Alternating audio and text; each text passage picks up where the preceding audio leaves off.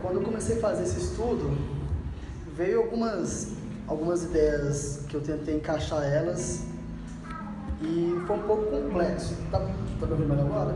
Ficou perfeito, tá? Então vamos entender um pouquinho melhor. Eu coloquei até um tema, mas acho que não colocou ali não, né? Não deu para colocar não, tudo bem. Mas nesse tema ficou melhor, porque eu tinha colocado Eucaristia, o pão da vida que alimenta na salvação. Não está errado, mas podemos colocar que alimenta na salvação e para a salvação, as duas coisas. Porque vamos entender um pouco sobre salvação através do pão da vida e entender um pouco da leitura que o Gabriel fez sobre o milagre da multiplicação de pão e peixe, de uma forma que vai linkar isso com a escatologia. Nada-menos vamos colocar para a salvação, né? É mais fácil. E de alguma maneira que fique bem, no nosso entendimento, fique mais claro para poder entender isso. Porque quando a gente entende e fala de salvação, vem um monte de ideias na nossa cabeça, né?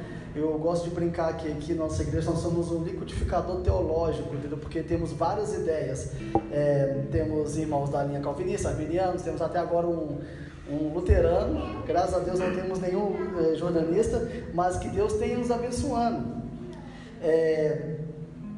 E o que é isso, né? Porque você vê várias teorias. Um vai dizer o seguinte: não, a salvação começou através da atitude do homem, que Deus, pela presciência, nos predestinou, Ele anteviu a fé de quem ia ver, de quem ia crer, e predestinou essa salvação. Bacana, embora eu acho meio sem encaixe. A outra vai dizer que é o seguinte, que antes que tudo começou, Deus já separou alguns e outros não. E ao passar do tempo, vão colocando esses versículos dentro desse liquidificador teológico, que teologia nada mais é um complexo de versículos para poder apenas esclarecer uma ideia, mas que ela venha trazer nossa luz para poder entender esses caminhos, né? Também tem uma outra galera que hoje que acredita que Jesus ele fez aquela brincadeirinha de quando é criança, 1, 2, 3, estou salvo, tá todo mundo salvo e acabou, já não tem mais condenação. Tem outros que acreditam que é o seguinte, que está todo mundo condenado e não existe mais salvação, é somente os 144 mil. E vai colocando isso, mas se você for pegar nas entrelinhas, cada versículo da Bíblia, você vai encontrar uma justificativa, uma lógica para cada uma dessas ideias. Porque é verdade que a Bíblia fala que quem vier a mim, de maneira alguma será lançado fora. Mas também é verdade que a Bíblia fala que só vem até mim que o Pai me trouxe. Então, vamos entender de alguma maneira, porque para você ser salvo e para você manter salvo, é necessário que você coma o pão da vida, que é o próprio Cristo. A Bíblia, ela nos ensina na carta de 1 Coríntios, capítulo 15, versículo 45, pela fé, né? Alguém vai ter hoje não, né? Não? Então tá bom, então vai ser pela fé mesmo. Apareceu ali, brotou ali na fé, a vitória. 15:45 fala o seguinte, que o primeiro homem, Adão, tornou-se um ser vivente e o último Adão, um espírito vivificante. Na leitura que o nosso irmão Gabriel fez, agora de Romanos 5, mostra Romanos 9, que eu falo que para mim é o ápice, né? Para mim, que eu acredito que mudou um pouco a minha visão em relação a doutrina que tange a matéria da salvação. Mudou para mim muita coisa esse capítulo. Mas vamos focar só até o versículo 5, onde foi colocado, onde o nosso irmão Gabriel já leu, e também ele leu o livro de Isaías agora também, onde faz um convite. Deus está nos convidando, literalmente, para poder estar com Ele, feito esses convites. E vou indo lá de novo para o milagre da multiplicação, estou fazendo toda essa introdução aqui para poder encaixar uma coisa bem boa para vocês. Jesus, quando Ele multiplicou o pão e peixe, alimentou uma multidão de 5.000 homens, fora mulheres e crianças. Não fala 5.000 crentes, não falam 5.000 pessoas santas, não falam 5.000 pessoas batizadas, não fala 5.000 pessoas corretas, nem 5.000 sacerdotes, fala 5.000 pessoas, 5.000 homens. Geralmente na Bíblia, quando fala número de pessoas, ali ficou até um pouco mais claro naquela versão, fora mulheres e crianças. Exemplo, quando fala que Pedro pregou e 3.000 almas se converteram, fala 3.000 homens e homens acima de 30 anos. Mulheres e homens abaixo de 30 anos não eram contabilizados naquela época. O censo daquela época não tinha as mesmas regras de hoje. Então, homem abaixo de 30 anos não era considerado homem e mulher também não era considerado gente também. Então, era uma cultura muito bem complicada essa palavra, né? Então já até aprendemos essa questão. Mas quando nós entendemos que 5.000 pessoas foram alimentadas, ali devia ter pessoas de tudo, qualquer tipo de caráter. Devia ter malpagadores, caloteiros, assassinos, pessoas que não sei qual que era a qualidade de pessoas que tinham, mas provavelmente não tinha muita gente boa ali não. Entendeu? Eu acredito. Porque vi vários doentes. E não houve distinção de pessoas ali, ele apenas alimentou. E aonde que eu quero que vocês entendam aqui agora? O pão da vida foi dado para todos. E todos foram alimentados, e sobraram ainda 12 cestos ainda. Não houve, Jesus não perguntou quem ia comer, ele só falou alimentos.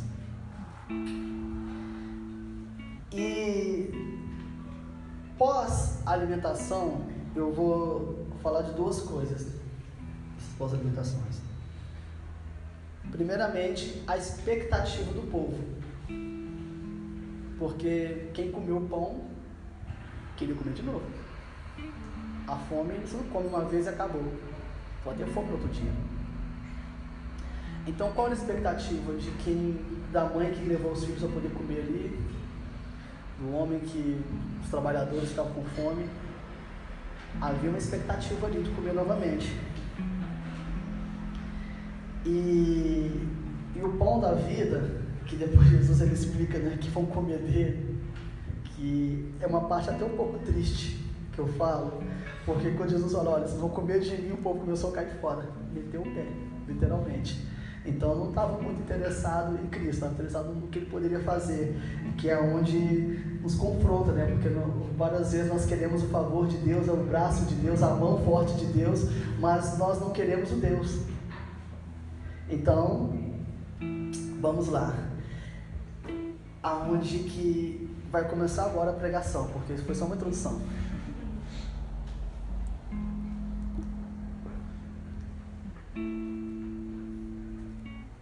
Vamos ao vídeo.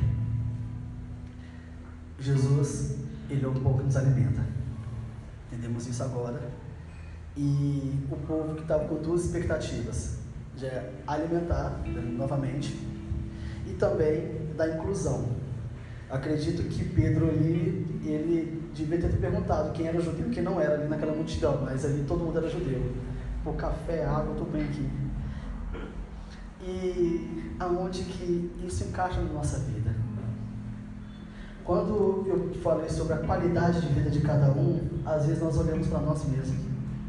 Será que eu me sinto digno de estar sentado na mesa com Cristo? Será que você é digno de estar sentado na mesa com Cristo? Como é que você se encaixa nesse momento no meio daquela multidão? Porque a expectativa é que você possa comer novamente. Só que ele é o pão da vida que vai te alimentar para a vida inteira. E como é que você senta nesse banquete? Como é que ele vai te chamar? Porque quando Deus te chama, ele não está perguntando qual é a sua situação, ele está te chamando para o banquete. Assim como nós podemos lembrar de Mefibosete, filho de Saul, quando Davi, depois de ter se tornado rei, naquela época era normal, quando o rei assumia o trono, que ele mandasse matar toda a geração do rei anterior. E Mefibosete era apenas um homem aleijado. Para muitos a perna era quebrada, não dá para entender exatamente, mas ele não tinha como se locomover. Ele foi para um lugar chamado Lodebar, estava distante do reino, e quando Davi descobriu que tinha um herdeiro de Saul, na hora o povo pensou, Davi vai mandar matar esse cara. E quando chegou para Mefibosete, a notícia que o rei estava atrás dele, ele falou, fala para o rei que eu sou apenas um aleijado, porque ele achou que ia morrer. E o recado de Davi, não, manda ele trazer aqui, traz ele para cá, ele vai morar aqui comigo no castelo, vai comer e vai participar de tudo. Não importa como você está, Deus está te chamando para poder comer com Ele. Ele não quer saber se você, qual é o seu estado emocional, qual é o seu estado físico, como é que você se encontra nesse exato momento. Deus não está perguntando isso, Ele está te chamando para poder comer com Ele. Não importa qual é o seu passado, Ele não quer saber disso. O seu passado vai ficar no mar do esquecimento. O seu passado foi enterrado. E se você acha que ainda está numa situação ruim, calma, o pão da vida foi dado. O próprio Jesus foi dado. Antes da fundação do tempo, Ele foi nos dado. Nossa querida Mirelle aqui, não sei se era uma poesia que você citou, mas eu fiquei muito empolgado que você falou, achei muito lindo. Mas ela falou, haja, mas Ele criou, antes daquilo, o pão da vida foi dado, porque Ele falou, olha, antes que existisse tempo, Ele foi dado para você. E o que João fala ainda, olha, lá em capítulo 7 de João, olha, se você crê em mim, do seu rio vai brotar, do seu interior brotará rio de água viva. Então, vamos entender, você tem o pão da vida, você tem a água da vida, o que te falta é ter sede. Tenha sede de Cristo. Tenha vontade. Davi, do Xará, ele fala o seguinte, que ele faz algumas comparações, mas eu acho bem legal ele falando, olha, a minha alma anseia pela vontade de Cristo, pela vontade de Deus, porque Cristo não tinha nenhuma diferença dela. Minha alma anseia por Deus, a minha alma, ela tem desespero por Deus, e ele faz uma comparação muito legal com uma corça, assim como a corça anseia pelas águas. E eu descobri da maneira que a corça anseia pelas águas, eu não fazia a mínima ideia. É uma maneira muito estranha. Ela ergue o seu focinho para o alto e começa a gritar e saltar quando ela escuta o som das águas, ou então ela sente o cheiro das águas, mas ela começa a gritar no desespero, e é um grito que o animal solta, que dá para ouvir de uma distância muito grande, e você percebe o desespero do animal, parece que está gritando de dor, mas na verdade está gritando de alegria. E Davi faz essa comparação com a alma dele, e é assim que nós devemos ser para poder beber dessa água. Quando Jesus esteve com a mulher samaritana, foi a mesma coisa. Quando ele falou da água viva, Jesus lhe prometeu o pão da vida. E agora, por que eu falo que é o pão que nos alimenta na salvação e para a salvação? Para você ser salvo, você tem que se alimentar de Cristo, é fato. E para você se manter salvo também.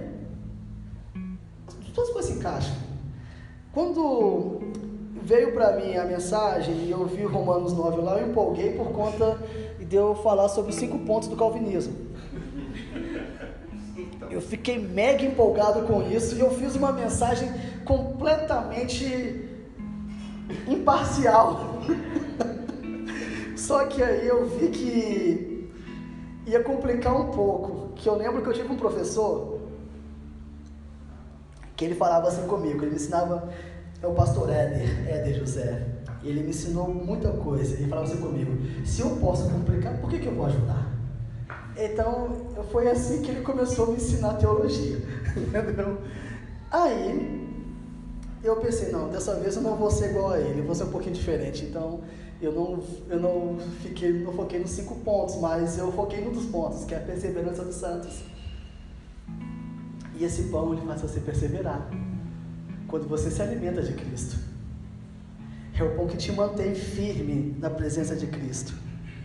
É o pão que você acredita que não tem como, porque as adversidades da vida, ela mostra para você muitas crises, e hoje estamos vivendo uma situação presente no mundo de várias crises, principalmente crises existenciais, crises emocionais. Hoje, infelizmente, assim, está tendo muito surto, ansiedade, depressão, crise de você saber quem você é. Agora virou a crise existencial, a crise de gêneros, né? O homem não sabe se é homem, a mulher não sabe se é mulher. E se você não sabe quem você é, você está em crise. O primeiro ponto para você ter paz é você saber quem você é, sua identidade. Você é nascido de Deus, você é uma nova criatura. Essa é a sua primeira identidade, nova criatura. Então, a primeira coisa que você tem, Jesus vai falar com você, olha, agora que você é meu filho, vamos comer aqui um pouco. Isso vai te nutrir. E como é que você vai comer desse pão? A primeira ideia que a gente vai ter na questão é o caso do pão eucarístico mesmo, né? Que é na Santa Ceia, Eucaristia, no ato de você fazer um só com o corpo e um só com o próprio Cristo. Esse é o primeiro ato. Mas também você se alimenta pela palavra de Deus ao longo da semana, ouvindo mensagens, lendo, meditando, louvando. Você vai se alimentando disso. Um segundinho só aqui.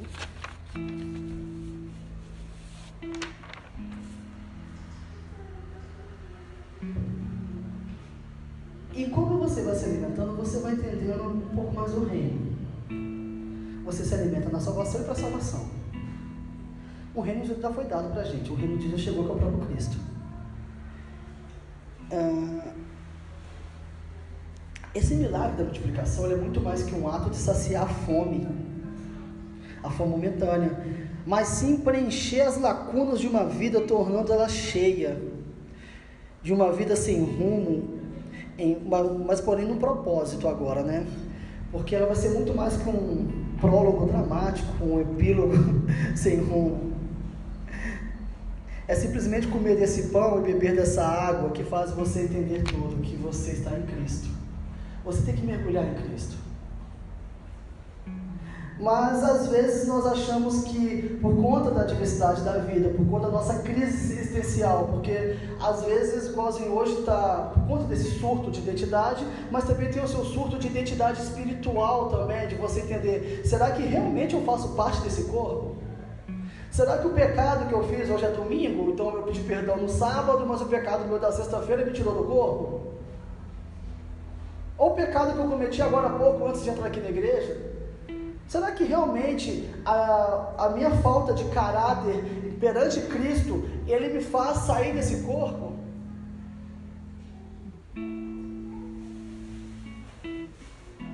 Será? Eu acredito que Jesus, Ele em todo momento, Ele está te chamando para poder participar com Ele desse ato.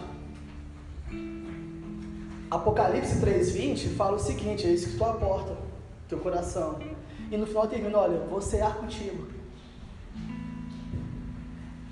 Ele fala sobre esse banquete várias vezes. Mefibosete, que foi chamado para o banquete, porque talvez você pode se encontrar pensando, eu estou arrastando, eu não consigo estar com Cristo, mas ele te arrasta de uma maneira, mesmo que você esteja teoricamente, espiritualmente aleijado, mas ele cura.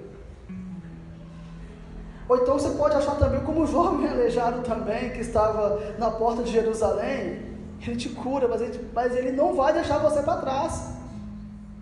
Ele não vai deixar você para trás.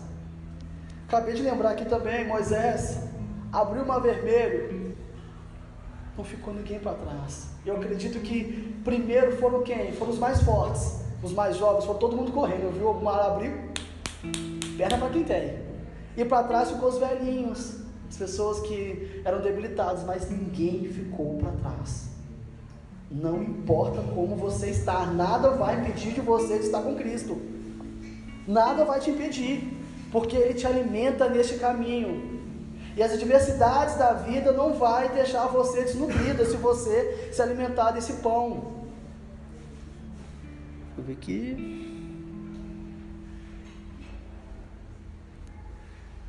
E às vezes nós achamos que o pão é pouco.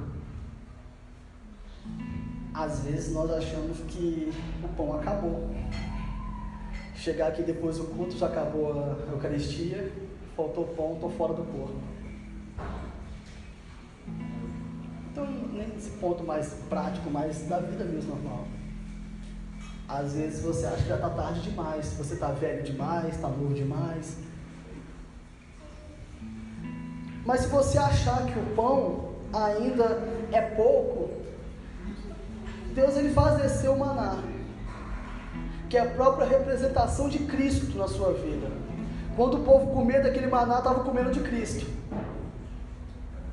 Se você acha que é pouco, Deus ele faz um rio transbordar para que você possa beber. Se você acha que é pouco, ele multiplica pão. Ele multiplica dele mesmo. Ele se multiplica de uma maneira que você possa comer desse pão. Que você possa nutrir dessa vida que ele te promete. E o melhor ainda, se ele prometeu, e se ele fez, e se cumpriu, o que acontece é o seguinte: quando o milagre da multiplicação acontece, de você comer do próprio pão, e você poder oferecer isso para as outras pessoas, porque começou a distribuir o pão da vida que está sobre você, Vitor, que você comeu, ele se multiplica para que você possa oferecer ele lá na sua faculdade, lá no seu trabalho, na sua casa, no seu vizinho, porque ele se multiplica. Ele se multiplica. Ele não para, ele não cessa.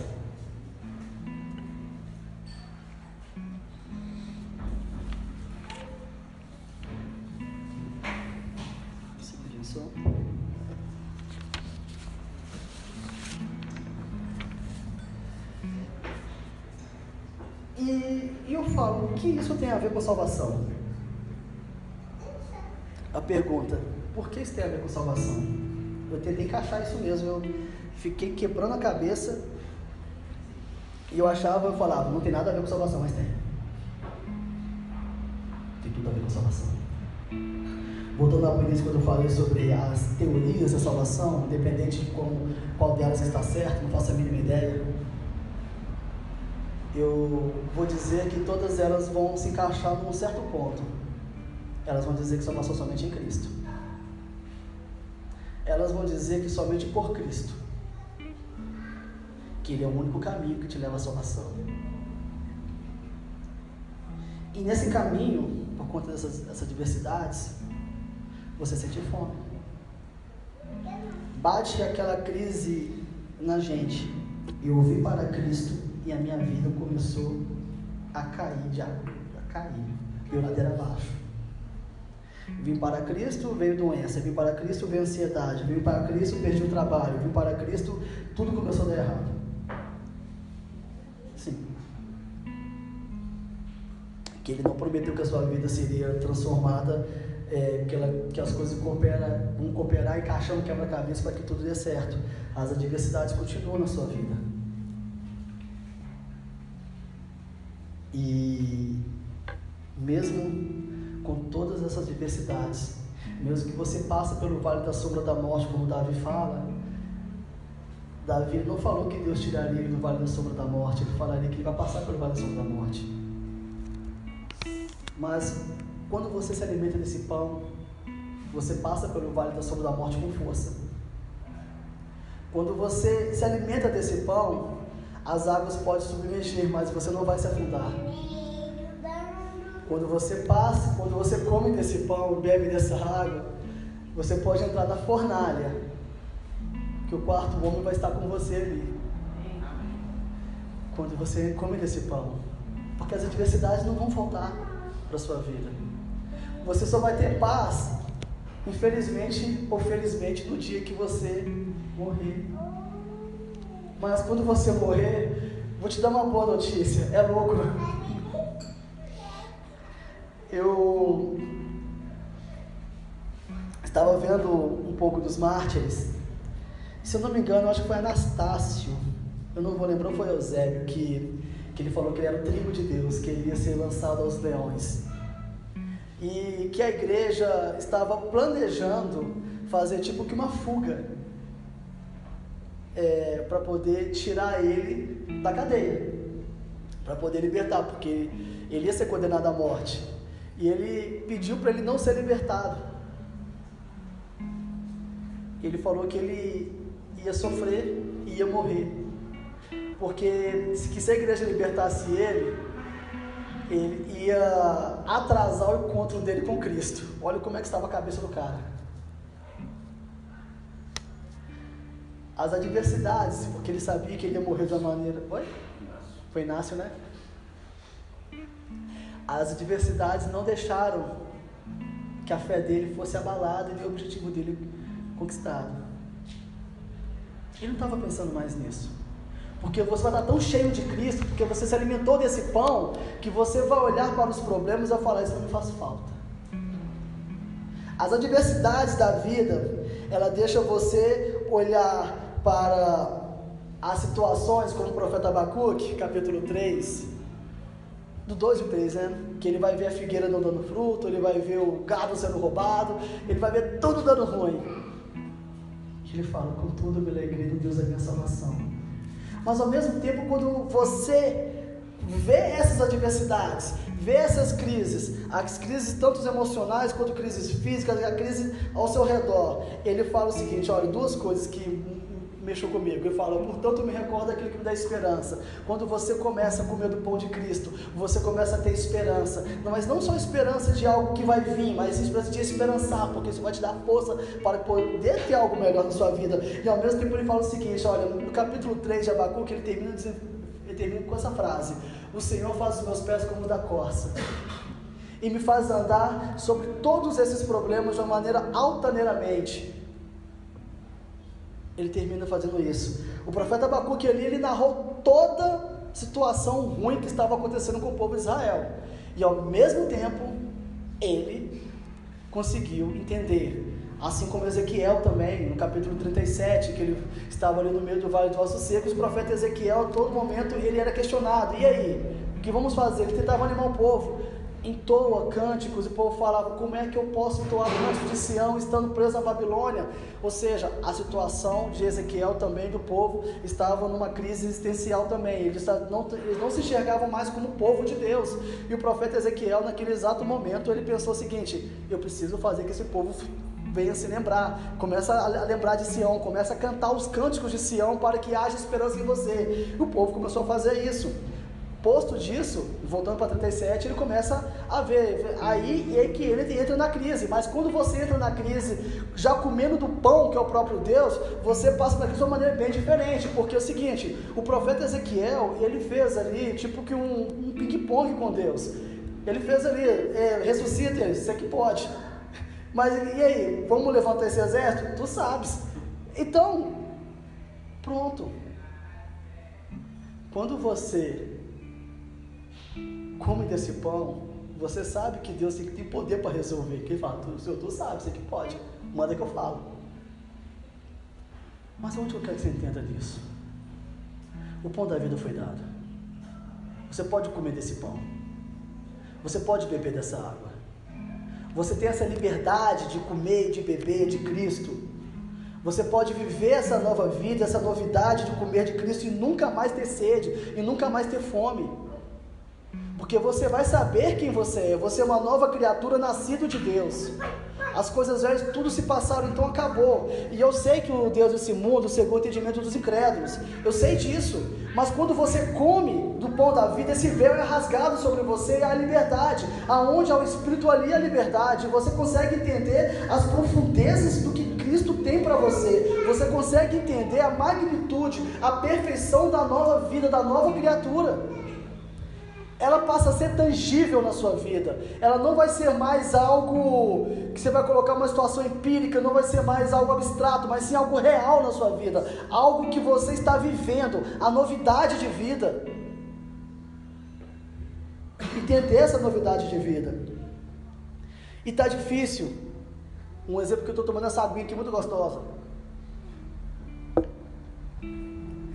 você pode se achar como uma fonte seca, mas se você crer nele, vai brotar rios de água viva dentro de você. Creia nisso.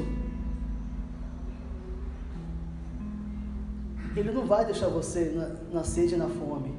Ele não vai deixar você. porque todos comeram e sobrou. Todos tiveram acesso ao pão da vida. E Ele te alimenta nessa nova vida. A adversidade não vai deixar você ficar com fome e nem deixar você para trás. E o fato de você não conhecer também não tira você dessa mesa, porque Ele está te chamando. Venha cear comigo, venha comer comigo. Todos estão sendo convidados. Tanto que Ele fala o seguinte, vamos lá. Venham todos que estão com sede, venham às águas. E vocês não possuem dinheiro algum? Venham, compram como? Venham, compram vinho, venham, compram leite. Sem dinheiro, sem custo. Porque gasta dinheiro naquilo que não é pão, e nem o seu trabalho árduo naquilo que se satisfaz. Escutem-me, comam o que é bom, e a alma de você deliciará das mais finas refeições. Aqui ele não vai fazer um pedido, mas sim ele vai dar uma ordem. Deem ouvidos, venham a mim, ouçam-me a mim, para que minha alma viva. Farei uma aliança eterna com vocês, minha felicidade e a minha fidelidade, que foi prometida a Davi. Vejam que fiz testemunho aos povos, um líder governante dos povos. Com certeza você convocará as nações, e que vocês não conhecem, e nações que vocês conhecem, se apressarão até você por causa do Senhor seu Deus, o Santo de Israel, que lhe concedeu o esplendor. Aqui é um convite, e ao mesmo tempo é uma ordem. É um convite que Deus está fazendo para você e está te chamando. Venham participar desse banquete. Venham comer do pão da vida. Se você já faz parte da família de Cristo, se nutre para que você se fortaleça no caminho. Mas se você não faz parte, se você acredita que precisa de algo ainda, venham e comem desse pão e façam parte dessa família de Cristo que pertence agora. Venham, o convite foi feito. Ninguém vai passar fome, ninguém vai ficar fora do arraial de Cristo.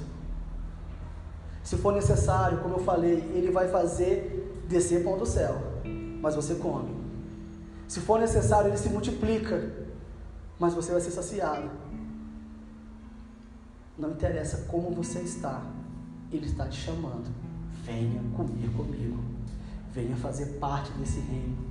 A mesa é grande, a mesa é enorme, cabe todos ali, tem espaço para todo mundo, independente da sua situação financeira, da situação emocional. Ele está te fazendo um convite. A pergunta é: vem? Você aceita? Quer comer do pão? O pão foi dado. Eu peço para que vocês peçam para Deus: Deus, me dê fome, me dê sede, me dê fome de Ti, quero ter sede de Você, Pai. O pão da vida foi dado, a água da vida foi dada, já foi tudo liberado. Agora podemos entender só uma coisa: o que falta para você comer desse pão? O que te impede? O que te impede de assentar na mesa? De sentar na mesa, né? Sentar na mesa, ficar em cima dela, literalmente, não dá. Mas o que te impede? Eu vou te responder: nada. Nada te impede. Quando Ele fez aquele ato da cruz do Calvário, Ele resgatou você. Ele trouxe você junto a Ele. Foi um ato literalmente de adesão. O convite está feito. Feche seus olhos que eu vou orar por todo mundo.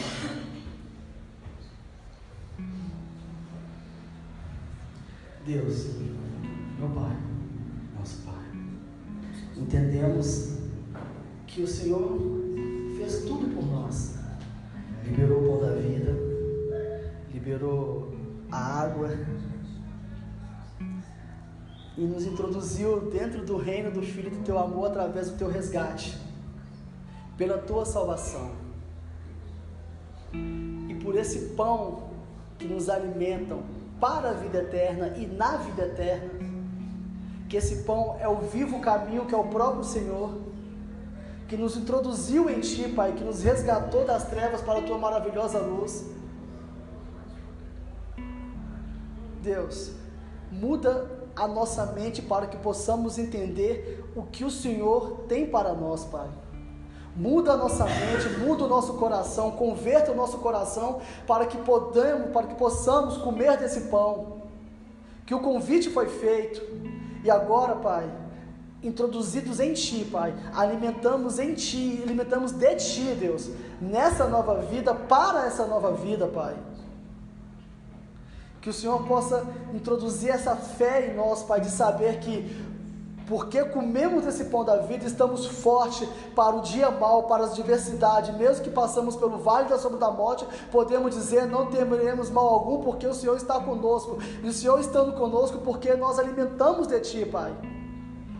E que a nossa casa, Deus, edificado na rocha, que é o próprio Senhor, nutrido pelo pão que é o Senhor, não venha se abalar, Pai, porque o Senhor já prometeu isso, que ela não vai cair. Então, Deus, eu te peço, Pai, fortaleça, Pai, fortaleça a sua igreja, fortaleça nossos pés, Pai, fortaleça a nossa mente, Deus, fortaleça nossas mãos, Pai, nos fortaleça, Deus, e entre em nós, Pai, de uma maneira sobrenatural, Pai, que possamos ser cheios de Ti, Pai, cheio da Tua água viva que transbordará dentro de nós, Pai, que é o próprio Senhor, Deus, o nosso Cristo, a nossa esperança da glória, Pai. Amém.